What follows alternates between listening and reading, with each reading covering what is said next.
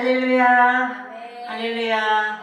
네, 생명의 복음을 전하는 저희 DYC 예배 오신 모든 축복된 예배자들을 주님의 이름으로 환영하고 축복합니다. 네. 우리 최연서 예배자 우빈이 환영하고 축복합니다. 네, 추석 명절 잘 보내셨습니까? 네, 맛있는 것도 좀 많이 드시고, 또 사랑하는 가족, 친지, 또 친구들과도 또 좋은 시간들 보낸 줄 믿습니다.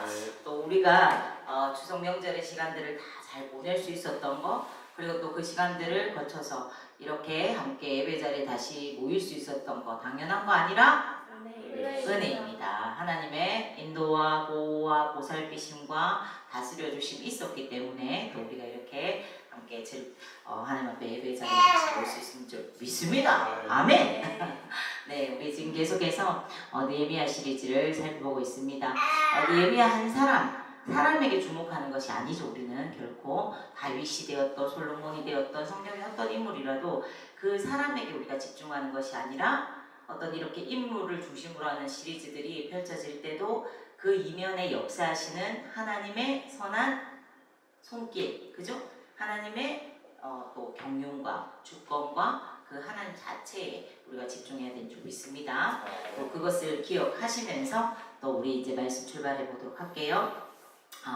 우리가 지난주에 살펴보았듯이 오늘 말씀이 평소보다 좀 짧아요. 그래서 여러분들이 집중해서 들으시면 또 즐겁게, 말씀 짧다 그러면 재련에 받는 것 같아요.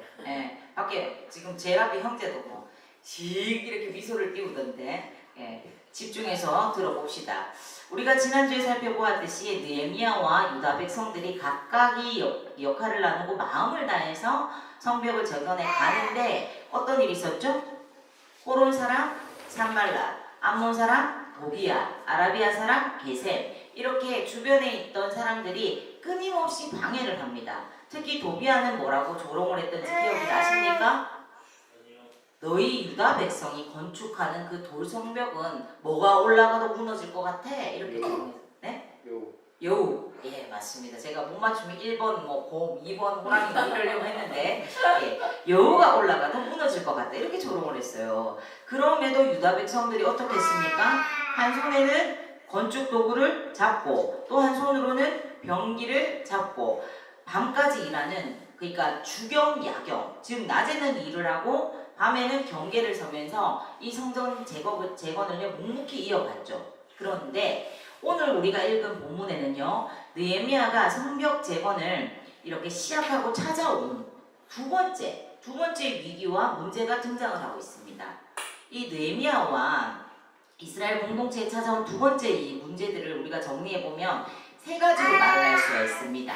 첫 번째는 흉년이 찾아온 것입니다. 두 번째는 과도한 세금 징수가 있었어요. 마지막으로 같은 민족들 사이에서 사채, 그러니까 과도한 이자놀이가 있었습니다. 이렇게 세 가지 어려움이 찾아옴으로 인해서 이스라엘 사람들은요, 자신의 자녀들까지 노예로 살아야 하는 그런 어려움에 처하게 되었던 것입니다. 우리 여기 또 우리 전사님 부부도 또 자녀가, 예쁜 자녀가 있으시고 이렇게 자녀들을 이렇게 키우는 이런 가정들 가운데 한번 생각해보면 너무 어려워져가지고 자식을 노예로 팔아야 되는 그런 상황에 부모들이 느껴야 되는 좌절감과 분노가 어떻겠습니까? 네? 분노와 그 좌절감은 말로 표현을 못할 거예요. 지금 그런 상황이 되어버렸다는 겁니다. 하나님께서는 우리에게 사명을 주시고요, 그 사명을 이루어가도록 은혜를 주십니다. 그런데 반대로 하나님께서 주시는 이 사명을 이루는 것을 싫어하는 세력도 있습니다. 아유, 우리 우빈 조금만 기다려. 제가 안고 있을 때 예배 전에 우빈님이 너무 얌전하게 저랑 편안하게 있었는데 이 부모님들이 저보다 못 봐요. 네, 저랑 있을 때 너무 편안했는데, 네, 조금만 기다려. 네, 그렇게 해서 어디까지 했죠? 네, 하나님께서 우리에게 사명을 주시고 그 사명을 이루어가도록 은혜를 주시죠. 그런데 반대로 하나님께서 이루어가도록 하는 사명을 싫어하는 세력이 있어요. 그것이 어떤 세력일까요? 바로 사단입니다. 그래서 사단은요, 하나님의 사명을 감당하는 사람들에게 반드시, 여러분들 기억하셔야 돼요. 내가 하나님의 사람인데 왜 이런 어려움이 오지? 왜 이런 힘든 상황이 오지? 의아해할 것이 아니라 그렇게 하나님 사명 감당하는 사람들일수록 반드시 뭐가 온다? 공격이 오는 것입니다. 그들이요 공격하는 모습을요 우리가 크게 두 가지로 볼 수가 있어요. 하나는 외부로부터 오는 공격, 하나는 내부로부터 오는 그런 공격입니다. 느헤미야가 성벽 재건이라는 그 사명을 감당할 때 첫 번째 찾아왔던 공격이 우리가 이미 살펴봤듯이 뭐였죠? 외부로부터의 공격이었잖아요. 그죠? 그런데 이방 사람들 산발락과 도비아를 중심으로 이스라엘 사람들을 조롱하면서 이 막 성벽 재건을 막으려고 했잖아요. 그런데 이 공격이 실패했습니까? 성공했습니까? 실패했죠. 실패하자 이번에는 내부로부터 공격을 시작하는 것입니다. 그것이 바로 공동체의 분열을 일으키는 것이었죠. 오늘 본문의 이 느헤미야 상황은요 아주 어려운 상황임이 틀림이 없습니다. 하지만 그 중에서도요 가장 이렇게 어려운 일이 어떤 걸 것 같아요? 지금 세 가지를 말했잖아요. 자, 기근, 세금 징수, 과도한 이자놀이. 예, 어떤 걸 것 같아요? 예, 맞습니다. 과도한 이 이자놀이가 이 민족들의 깨어짐을 제일 크게 했는데 가장 어려운 문제 자체를 본질적으로 보자면 이스라엘 공동체가 이로 인해서 어떻게 되는 거예요? 깨어지는 거죠. 분열되는 거죠. 이것이 가장 큰 문제라는 겁니다. 기근과 세금 징수와 과도한 이자놀이로 인해서 이스라엘 백성들이 서로를 미워하게 되고 원망하게 되어진 이 일이 가장 큰 위험이고 어려운 공격이었어요. 이스라엘 공동체가 둘로 나뉘게 된 일, 부자와 가난한 자, 귀족과 노예로 이 나뉘는 것도 큰 어려움이라는 것입니다. 그죠? 일을 시작할 때는 어땠습니까? 빈부귀천이 있었어요? 남녀노소가 있었어요? 성벽 제거 시작할 때는 그걸 다 떠나서 일을 시작했단 말이야. 근데 이 일을 진행하다 보니까 어떻게 돼요? 이런 일들이 생기니까 그 분열이 되게 깨어짐이 일어났다는 겁니다. 자, 이 시대에 많은 사람들이요 관심을 갖는 것이 소통하는 거, 그죠? 관계를 맺는 거 맞습니까? 네, 그런데 가만히 우리가 한번 생각해 보면 아이러니한 그런 사실을 발견하게 됩니다. 그죠? 자, 주목. 아이러니한 사실을 발견하게 돼요. 그것은요 사람들이 소통에 관심을 갖는 이유가 정말 그 사람을 이해하고 그 사람과 소통하고 싶고 이거보다는 어떤 경우가 많아요? 자신의 이익을 위해 사는 경우가 많다는 겁니다. 자신의 어떤 이익을 위해서 소통하고 싶어하고 관계도 잘 맺고 싶어하는 경우가 많다는 거예요. 그래서 자신에게 이익을 주지 않는 그 관계에 대해서는 철저하게 끊어버리는, 외면해버리는 시대가 지금 우리가 살아가는 슬픈 이 시대라는 거죠. 사랑하는 여러분, 공동체의 하나됨은요 해도 되고 안 해도 되는 선택의 문제가 아닙니다. 우리가 하나님 안에서 성도로서 하나님 자녀로서 부르심을 받았잖아요. 많고 많은 사람들 중에 하나님께서 골라서 우리의 공동체를 만들어 주셨잖아요. 그러면 우리가 하나가 되어도 되고 안 해도 되는 그게 아니라는 겁니다. 하나됨은, 공동체 하나됨은 하나님의 뜻이고 하나님의 계획입니다. 아멘. 우리를 향한 하나님의 계획은요 공동체를 통해서 이루어집니다. 독불장군은 없어요. 인생을 살아감에 있어서도 마찬가지고 신앙생활을 함에 있어서도 우리가 때로는 나와 다른 사람과 하나를 되어가는 이게 부대낄 때가 있어요? 없어요? 나는 세모인데 저 사람은 네모 같아. 그러면은 계속 부대끼고 부딪히는 것 같지만 결국은 그 관계를 통해서 우리가 서로 다듬어지고 갈아지면서 원이 되어지고 이렇게 돼가는 것들이란 말입니다. 따라서 공동체를 사랑하고 잘 세워가는 것은 분명 하나님께서 기뻐하시는 일일까요? 아닐까요? 기뻐하시는 일입니다. 여러분들을 통해서 이 공동체가 주 안에서 잘 세워지기를 간절히 소망합니다. 아멘. 그렇다면 깨어진 공동체를 회복하고 잘 세워가기 위해서는 무엇이 필요할까요? 우리가 때로는 원하지 않지만 정말 마음은 지금처럼 우리가 하나 되고 잘 세워가기 소망합니다. 아멘 하는데 깨어질 때가 있어요. 그렇죠? 그럴 때 우리는 무엇을 해야 될까요? 오늘 우리에게 주신 말씀을 살펴보면서 우리가 공동체를 지켜가는 하나님의 방법과 지혜를 깨닫게 되는 은혜가 임하기를 소망합니다. 예, 오늘의 본문은 유다 백성들로 하여금 성벽 재건을 방해하는 일들이 외부에만 있었던 것이 아니라 내부에도 있었음을 말하고 있다 그랬죠? 자, 그것을 본격적으로 봅니다. 본문 1절을 이렇게 증거합니다. 함께 봅니다. 그때 백성들이 그들의 아내와 함께 크게 부르짖어 그들의 형제인 유다 사람들을 원망하는데 이스라엘 자손들이 애굽에서 노예 생활을 할 때에 그때의 하나님을 향해서 부르짖었었죠. 그렇죠? 그런데 지금은 부르짖다는 단어 앞에 크게 하는 이 부사까지 첨가가 되어 있어요. 상황이 어떻다는 겁니까? 과거에 노예 생활할 때보다 더 어렵게 느껴졌다 하는 것들을 암시할 수 있죠. 그런데 백성들 남자들을 이렇게 지칭이 그들의 아내와 함께 크게 부르짖었다고 합니다. 이런 경우는요 성경에 거의 잘 나타나지 않는 표현이에요. 부부가 함께 크게 부르짖었다 하는 것은 결국은 무엇을 뜻하는 걸까요? 부부가 만나서 이루는 게 뭐예요? 네? 부부가 이루어서 사랑, 아이, 예 맞아요. 그걸 가지고 뭘 이룹니까? 가정을 이루잖아요, 가정. 근데 사랑 좋아하십니다, 전부 다. 전부 다 말씀한 이렇게 하니까 전부 사랑, 아이. 이게 자기들이 제일 원하는 걸 수도 있어요. 네. 그래서 가정을 이루는데 결국은 부부가 같이 부르짖는다는 건 뭐예요? 각 가정에 먹고 사는 문제가 심각해졌음을 의미하는 거죠. 먹을 수 있는 여유가 있지만 건강이나 어떤 체중 조절을 위해서 먹지 않는 것과는 이건 완전 별개의 문제죠. 하지만 정말 먹어야 하고 먹고 싶지만 먹을 수 없는 그런 상황, 참 서글프고 그것은 정말 고통이잖아요. 그러죠? 내가 사랑하는 자녀에게 먹이고 싶은데 먹일 게 없어. 입히고 싶은데 입힐 게 없어. 그거는 부모는 자기가 못 입고 자기가 못 먹는 것보다 더 힘들거든요. 네. 그런 상황이 되었다는 거예요. 그러니까 부부가 어떻게 해요? 하나님 앞에 부르짖는 거예요. 그런데 유다 자손들의 그 부르짖는 원망의 대상이 그들의 동족인 유다 사람들이라고 합니다. 예. 원망의 어떤 내용에 대해서 2절로부터 5절에 잘 설명을 합니다. 먼저 본문 2절과 함께 볼까요? 어떤 사람은 말하기를 우리와 자녀가 많으니 양식을 얻어먹고 살아야 하겠다고. 자, 성벽을 재건하는 일에 동참하는 사람들 가운데 흥부처럼 이렇게 자식은 많고 하루 벌어서 하루 먹어야 했던 그런 사람들은 일을 할 수 없었으니까, 그죠? 뭐 때문에? 성벽 재건하느라 일을 못하니까 이 집 저 집 다니면서 공양하듯이 그렇게 자식들을 먹여야 하는 형편이다, 그걸 말하고 있는 거예요. 그리고 본문 3절입니다. 어떤 사람은 말하기를 우리가 밭과 포도원과 집이라도 저당 잡히고 이 흉년의 곡식을 억자하고. 자, 여기서 우리가 볼 수 있는 거, 성벽을 재건하는 중에 뭐가 왔던 것 같아요? 네? 흉년이었던 것 같아요? 아니죠. 흉년이 들었던 걸로 보입니다. 흉년의 때에 부유한 사람들은 창고에 곡식들이 이렇게 어느 정도 쌓여져 있으니까 웬만하게 이렇게 버틸 수가 있겠지만, 어떤 작은 집이나 어떤 약간의 밭이나 포도밭을 가진 이런 사람들, 그런 사람들은 모아놓은 것도 없는 거야.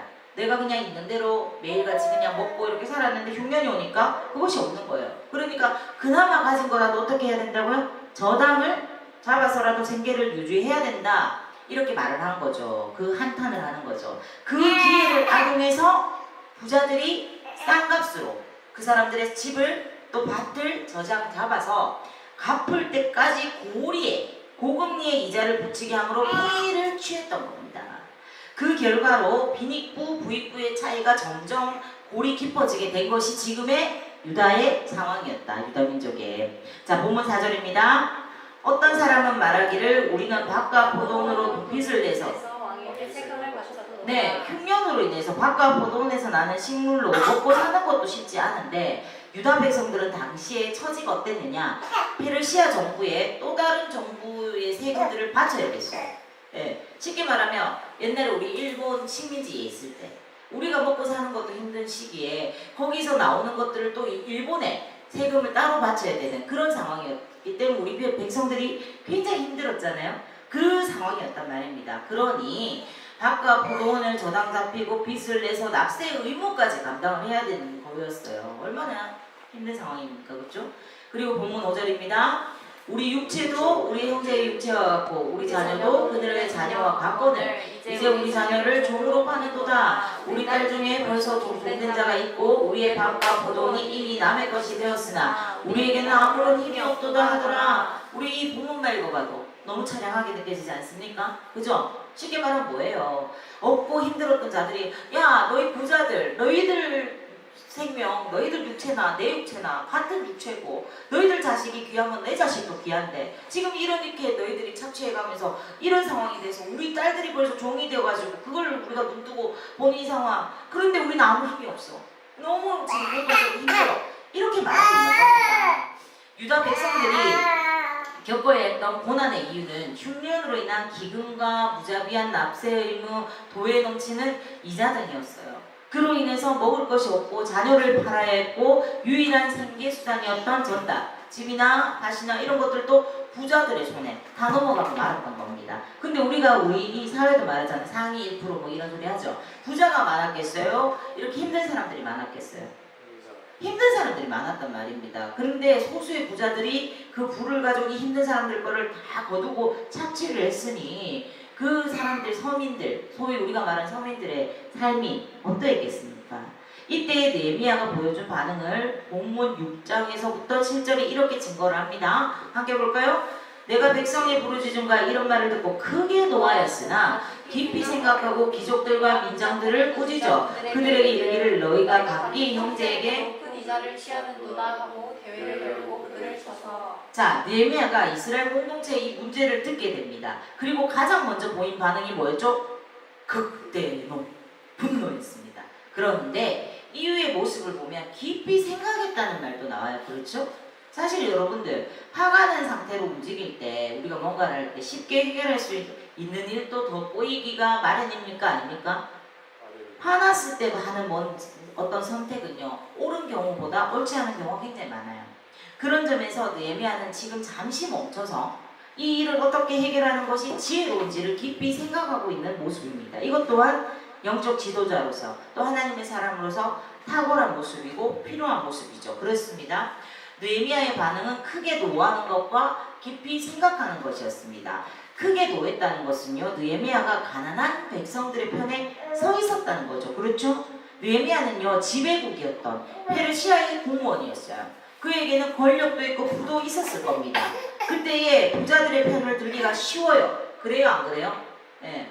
그러나 느헤미야는 가난한 사람들의 편에 서서 그들의 눈물을 닦아주려고 했습니다. 그리고 깊이 생각했다는 것은 분노하고 끝내는 것이 아니라 열받아 하고 막 화만 내고 끝내는 사람들이 있어. 어떤 문제가 생기면.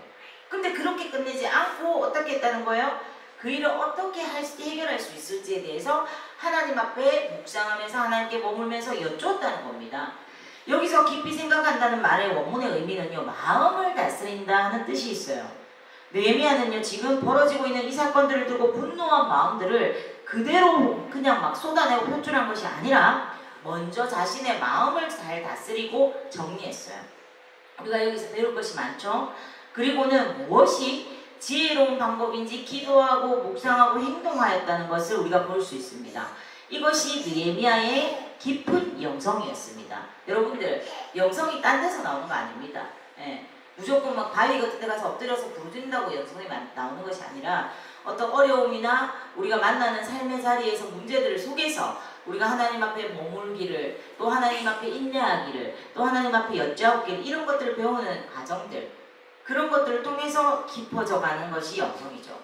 얘기할 때 보면 흥분을 잘하는 사람 주변에 종종 있어요. 저도 가끔 좀 흥분을 잘할 때가 있어요. 관계를 풀고자 했는데 그러다 보면 오히려 상처만 더 커지는 법이 있죠. 그래서 저는 막 화가 많이 날 때는 그 자리를 좀 피합니다. 그 관계에서 조금 물러섭니다. 그래서 그것들이 제 안에서 독이 좀 해결이 되고 나서 다시 그 관계의 대화를 시작하든지 이렇게 하는데, 지금 여기에서도 보면은 우리가 감정이 앞서면 오히려 풀어지는 것이 아니라 상처를 남기는 경우가 많죠. 그죠? 깨어진 관계를 풀고자 했지만 오히려 상처가 더 커져버리는 경우가 있어요. 그래요, 아니에요? 여러분들 그런 경우는 없어요? 친구하고 어떤 오해가 생겼어. 난 잘 풀고 싶었어. 그런데 막 감정적으로 하다 보니까 더 꼬여버리는 그런 경우가 있죠. 그럴 때 하나님 앞에 온전히 자신의 마음과 감정을 잘 돌아보고 하나님 앞에 맡겨드려야 돼요. 만약에 막 10원짜리 욕이 올라오잖아. 그러면은 사람한테 하면은 그거는 상처가 되고 남아요. 근데 하나님 앞에 내 마음을 쏟는 거예요. 하나님, 내가 이런 마음이, 이런 감정이 확 쏟아내고 나면 어떻게 해요? 그 독들이 풀려져 나가고 하나님께서 내가 회개할 것도 보여주시고 또 상대를 이해할 것도 보여주시고 그런 은혜를 주신다는 겁니다. 그래서 우리는 감정이 북받칠 때 어떻게 해요? 감정대로 하라? 아니요. 하나님 앞에 엎드리라. 그리고 하나님의 때와 방법을 듣기까지 기다려야 돼요. 네, 여러분 가운데 혹시 깨어진 관계로 인해서 어려운 가운데 계신 분들이 계십니까? 하나님 앞에 먼저 잠시 머물면서 자신의 마음을 잘 돌아보면서 다스리시기를 바랍니다. 네. 아멘. 우리의 감정을 하나님 앞에 맡겨드리고 주님의 마음과 뜻이 채워지기를 기도하시기 바랍니다. 아멘. 아멘. 성화, 우리의 성품이 예수 그리스도를 닮아가는 것은 일순간에 만들어지지 않습니다. 우리 가운데는 베드로같이 불같은 성격도 있을 수 있고 또 우리의 아들같이 정말 요한처럼 뭐 요한이 사랑의 사도로 남지만 처음부터 그랬던 게 아니거든요. 자기 뜻대로 되지 않을 때 번개를 내려서 저것들 다 태워버릴까 이런 성격이었다고요. 그런데 그가 사랑의 사도로 남아요. 그것은 만들어진 거고 훈련된 겁니다. 어떻게요? 지금 말한 것처럼 내 감정이 아니라 그것들을 하나님 앞에 쏟아내면서 때로는 하나님의 때와 방법을 기다리고 나의 혈기와 어떤 감정이 아니라 정말 하나님 앞에 나를 꺾을 줄 알고 이런 훈련들을 계속 거치면서 만들어지는 겁니다. 그리고 그 관계 가운데 하나님께서 주도하시고 일하여 주시기를 내어드리는 그런 모습이 우리 가운데 필요한 줄 믿습니다. 그렇게 우리가 훈련될 때 하나님께서는 놀랍게 우리의 관계와 삶 가운데 역사하실 줄 믿습니다. 아멘. 그러니까 느헤미야는 지금 스스로 문제를 해결하기에 앞서서 하나님께 쉽게 말하면 조언을 구하고 있는 겁니다. 믿는 사람에게 우리가 조언을 구하잖아요. 그죠? 내가 다 해결하지 못한다. 이건 내 한계밖이다 하는 것들이 있으면 어떤 사람한테 그걸 하게 돼요? 내가 신뢰하고 믿는 사람. 근데 우리가 가장 신뢰하고 믿을 수 있는 대상이 누굽니까? 하나님. 그러니까 느헤미야는 자신의 힘과 지혜를 내려놓고 하나님께 그 조언을 구하고 있는 거예요. 느헤미야는 우리가 잘 알다시피 기도의 사람입니다. 느헤미야서 곳곳에 보면 습관적으로 무릎을 꿇는 사람, 습관적으로 하나님께 여쭤는 사람이에요. 느헤미야는요 오늘 이 내부의 위기 앞에서도 하나님께 기도로 지혜를 구합니다. 참 지혜는요 우리에게 있지 않냐고 하나님께 있는 줄로 믿습니다. 아멘. 어려운 일이 있을수록 잠시 하던 일을 멈추고 손에 잡은 것들을 내려놓고 기도의 자리로 나가는 저와 여러분 되기를 간절히 소망합니다. 아멘. 우리 이 말을 한번 함께 외쳐볼까요? 자, 저보다 발음 더 좋으신 분들 많죠? 한번 외쳐주세요. 시작. 자, 이게 무슨 뜻이에요? 예? 그냥 내가 일하면 그냥 내가 일할 뿐이지만 내가 기도할 때 하나님이 일하십니다. 할렐루야. 자, 교회도 마찬가지입니다. 계속 볼까요? 시작.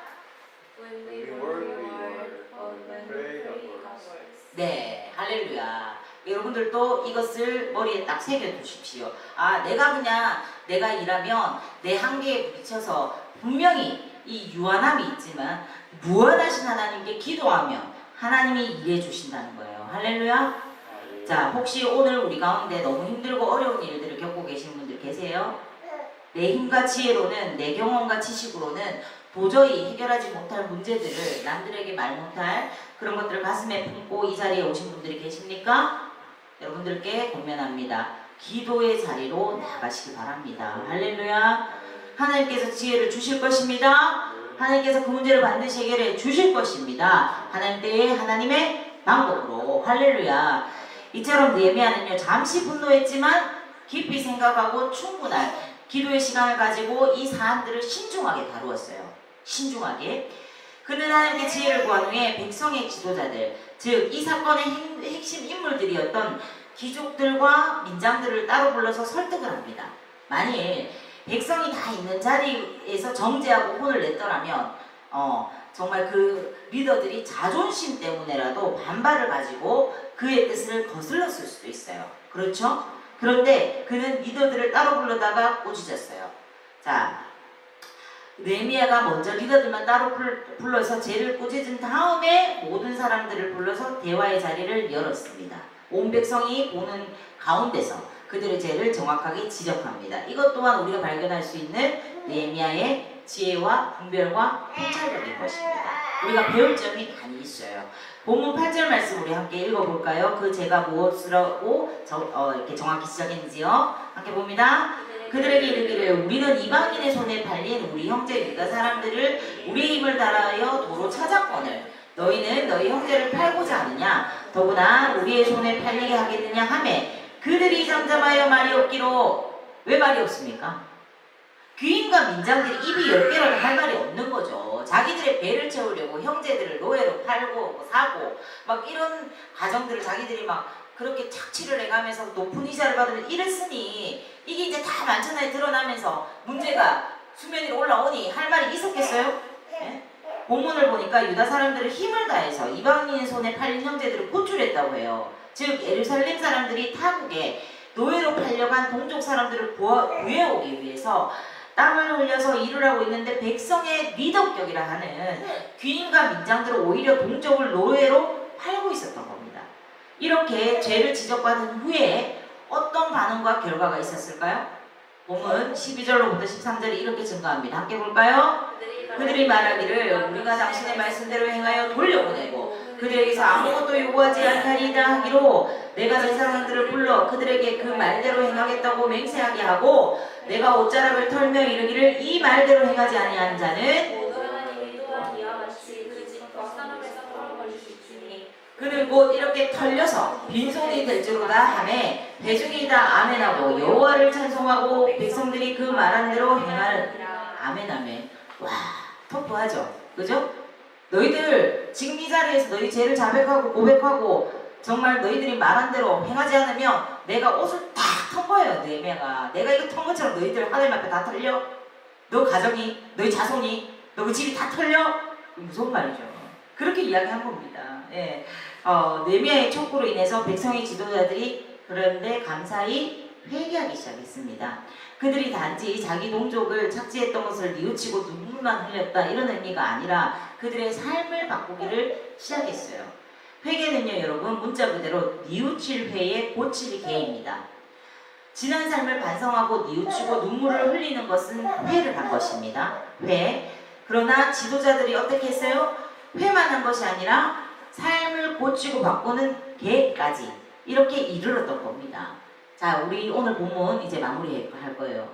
느헤미야 5장 1절에서는 백성들의 원망으로 시작을 했습니다. 그렇죠?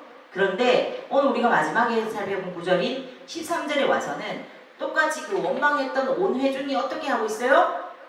아멘과 찬송을 하고 있죠. 느헤미야는요 위기를 기도로 해결해 갔습니다. 하나님께 받은 지혜로 그 어려움들을 타개해 갔어요. 느헤미야는요 백성들의 사연에 귀를 기울여 주었고 다시 말씀의 원칙대로 율법에 그렇게 맞춰 하나님의 백성답게 살아갈 수 있도록 결단하게 함으로써 백성들에게 찾아온 문제를 해결하게 되었습니다. 할렐루야. 그 결과 원망으로 불평으로 내분으로 공동체 깨어짐으로 갈 수 있었던 이 문제가 마지막 그 공동체 안에서 어떤 소리가 울려 퍼졌다? 하나님을 향해서 아멘 아멘 하고 화답하면서 찬송과 감사로 마무리가 된 것입니다. 할렐루야. 우리가 살아가다 보면 우리의 작은 공동체인 가정 그리고 우리 교회 공동체 우리 또 같은 친구들 관계 갈등이 없을 수 없어요. 제약된 본질을 가진 그 본성을 가진 그 인간들이 모여 사는 그룹이 갈등 없을 수 없지만 그럴 때마다 우리가 불평, 불만, 원망, 깨어짐으로 끝나는 것이 아니라 분노로 그냥 그렇게 복수로 이렇게 가는 것이 아니라 어떻게 해야 된다고요? 우리의 감정이 화낼 수 있어요. 왜? 하나님 주신 감정 중에 하나잖아요. 그렇지만 그것으로 끝나면 마귀의 도구가 됩니다. 그 감정이. 그런데 어떻게 해요? 순간 열받으면 왜 할 수 있죠. 그런데 그것으로 끝나면 안 되고 다시 하나님 앞으로 와서 그 감정들을 내려놓고 깊이 생각하고 지혜를 구하면서 하나님 방법으로 그것들을 풀어가면 반드시 이런 아멘과 감사의 결과가 오는 줄 믿습니다. 네, 여러분들이 살아가면서 어떤 어려움들 안 오는 거 아닙니다. 그리고 화 안 나는 거 아니에요. 분노할 수 있어요. 하나님의 사람들도요. 빡쳐! 이럴 수 있어요. 목사인 저도 부끄럽지만 그래요. 그런데 우리가 또 어떤 문제를 안 만날 수 있는 게 아니라 만나요. 그런데 어떻게 해결하고 어떻게 결과적으로 풀어가느냐가 더 중요합니다. 예. 막 머리를 박고 뭐 벽에 머리를 박을 정도 화가 나도 그걸로 끝나는 것이 아니라 그걸로 끝난 사람들은 그냥 결과가 그런 결과가 나와요. 감정과 분노로. 예. 그런데 하나님 앞에 기도하고 머물면서 풀어간 사람들은 그 결과가 어떻다? 결국은 합력해서 선을 이루셔서 아름답다. 아멘. 사랑하는 여러분, 이 세상에서 혼자 할 수 없는 일이 두 가지가 있어요. 뭘까요? 혼자 할 수 없는 일. 자, 밥 먹는 거 혼자 할 수 있죠. 영화도 혼자 볼 수 있어요. 화장실은 당연히 혼자 가야 돼요. 피아노 옮기는 일. 나 피아노 옮기는. 우리 이렇게 신기하게. 근데 사실은 들여다보면 혼자 할 수 없는 일들이 꽤 많아요. 그런데 진짜 혼자 할 수 없는 일 두 가지가 있어요. 뭐냐면 결혼입니다. 결혼 혼자 할 수 있어요? 없죠? 그리고 또 한 가지가 뭘까요? 예수 그리스도를 알게 되는 일입니다. 그렇죠? 그렇죠. 오늘 우리에게 함께 걸어야 가야 할 믿음의 식구들이 있습니다. 옆에 있는 분들 손 한번 잡아보세요. 손 한번 잡아보세요. 예. 말 좀 들으세요. 손 한번 잡아보세요. 예. 참 교회는요, 나만 은혜 받고 나만 천국 가는 곳이 아니라 우리 모두가 함께 은혜 받고 함께 구원의 기쁨을 누리는 곳이 되어야 될 줄 믿습니다. 아멘.